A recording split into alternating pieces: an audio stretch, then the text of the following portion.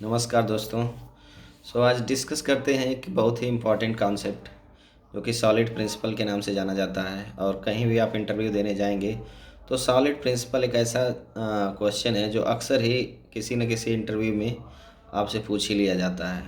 तो आज हम इस वीडियो में डिस्कस करेंगे सॉलिड प्रिंसिपल्स के बारे में। लेकिन हम इसमें सॉलिड प्रिंसिपल के सारे जो भी प्रिंसिपल्स हैं वो सारे नहीं डिस्कस करेंगे। उसमें से भी जो एक बहुत ही इम्पॉर्टेंट है जो कि एल नाम से जाना ज़्यादा है, जैसे जिसका नाम है लिस्को सब्स्टिट्यूशन। तो इस वीडियो में हम कोशिश करेंगे कि लिस्को सब्स्टिट्यूशन को समझें।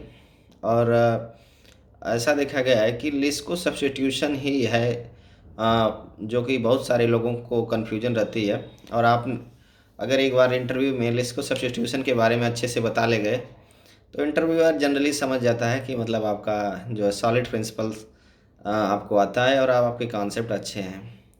तो इसमें हम डिस्कस करते हैं लिस्को सब्स्टिट्यूशन। तो अगर हम बात करें लिस्को सब्स्टिट्यूशन की तो लिस्को सब्स्टिट्यूशन ये कहता है कि जो कि चाइल्ड क्लास के जो ऑब्जेक्ट होते हैं that should be able to replace parent class object. यानी कि चाइल्ड क्लास के जो ऑब्जेक्ट हैं that should be able to replace parent class object. अब इसका मतलब क्या है इसको समझते हैं एक एग्जाम्पल के थ्रू। तो अगर हम एक एग्जाम्पल की बात करें तो मान लीजिए कि हमारे पास एक एम्प्लॉय क्लास है और उसके अंदर दो मेथड हैं। एक मेथड जो कि है यूज किया जाता है to get the salary of the employee and method का नाम है गेट सैलरी। और एक और मेथड है जिसका नाम है गेट बोनस। ये जो दोनों मेथड हैं ये हमने एम्प्लॉय क्लास के अंदर क्रिएट कर रखा है। और सपोज करिए कि इस एम्प्लॉय क्लास को दो और क्लास इनहेरिट कर रहे हैं। मान लीजिए कि एक क्लास का नाम है परमानेंट एम्प्लॉय और दूसरे का नाम है कॉन्ट्रैक्ट एम्प्लॉय। अब परमानेंट एम्प्लॉय भी एम्प्लॉय क्लास को इनहेरिट कर रहा है और कॉन्ट्रैक्ट क्लास भी एम्प्लॉय क्लास को इनहेरिट कर रहा है। लेकिन एक कंडीशन है कि जो कॉन्ट्रैक्ट एम्प्लॉय है कॉन्ट्रैक्ट एम्प्लॉय को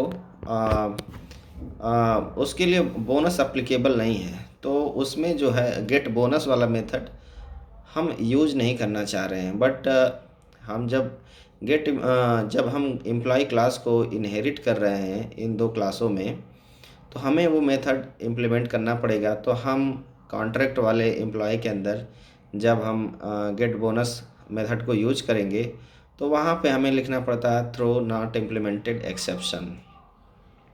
तो हम कंपाइल करेंगे तो हमारा कोड तो कंपाइल हो जाता है। तो यहाँ तक तो कोई इश्यू नहीं है। लेकिन इश्यू तब आता है जब हम एम्प्लॉय क्लास को सपोज करिए किसी लिस्ट में पास करते हैं और रन टाइम पे अगर हम कॉल करने की कोशिश करते हैं गेट बोनस मेथड ऑफ जो कि हमारा दूसरा क्लास था कॉन्ट्रैक्ट एम्प्लॉय, उसके गेट बोनस को अगर मेथड को हम कॉल करने की कोशिश करेंगे तो वो क्या करता है कि एक्सेप्शन दे देता है। तो जो कि वो लिस्को सब्स्टिट्यूशन को वायलेट करता है। तो लिस्को सब्स्टिट्यूशन ने हमने बिगनिंग में ही एक लाइन डिस्कस की थी कि लिस्को सब्स्टिट्यूशन ये कहता है कि जो चाइल्ड क्लास के ऑब्जेक्ट हैं वो पेरेंट क्लास के ऑब्जेक्ट को फुली रिप्लेस कर सकें या पेरेंट क्लास के जो ऑब्जेक्ट हैं वो सब्स्टिट्यूटेबल हों बाय चाइल्ड क्लास ऑब्जेक्ट्स। तो यहाँ पे हमारा ये वायलेशन हो रहा है। तो अब ये प्रॉब्लम है तो इसको हम सॉल्व कैसे करेंगे, इसका क्या सलूशन है। तो इसका सलूशन ये है कि हम जो है जो हमारा एम्प्लॉय क्लास के अंदर जो दोनों मेथड थे गेट सैलरी और गेट बोनस, इसको हम क्या करेंगे एक इंटरफेस या एक नहीं दो इंटरफेस के अंदर दो इंटरफेस क्रिएट करेंगे। और एक इंटरफेस के अंदर हम डाल देंगे कि आई एक इंटरफेस होगा जो कि बेसिकली रिटर्न करेगा सैलरी और दूसरा इंटरफेस होगा जो कि रिटर्न करेगा बोनस। और वो दोनों इंटरफेस को हमारा एम्प्लॉय क्लास इनहेरिट करेगा। और एम्प्लॉय क्लास जो कि इनहेरिटेड है परमानेंट एम्प्लॉय क्लास से।